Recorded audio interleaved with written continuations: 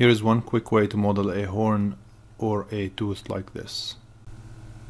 You start with a cone.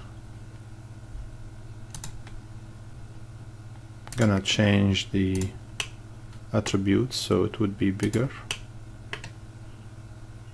I'm gonna increase the subdivisions so it would give me more resolution, and I will increase the caps because it's easier to add them now and delete them later than adding them later if needed. And I'm going to turn off the grid, and then I'm gonna go into deform, and then non-linear, and then bend. I'm gonna hit 4 on the keyboard so I can see that the deformer is there, and then I can go to the curvature and change the curvature.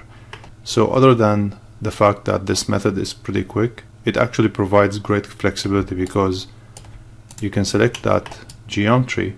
Since I have not yet cleared the history, I can go back to the original attribute and change the radius, and now I can make it exactly the way I want it to be. I can increase the height or even the resolution of the subdivisions if needed,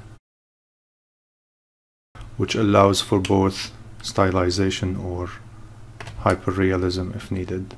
Or if you want to make it ready for sculpting, then you can go crazy with the level of resolution there.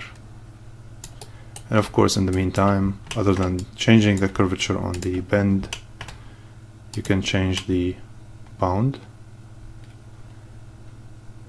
And if your object is pretty small, it's kind of annoying that the deformer attributes move really quickly, so you can always slow them down by, let's say I want to change the curvature and it's going kind of quick.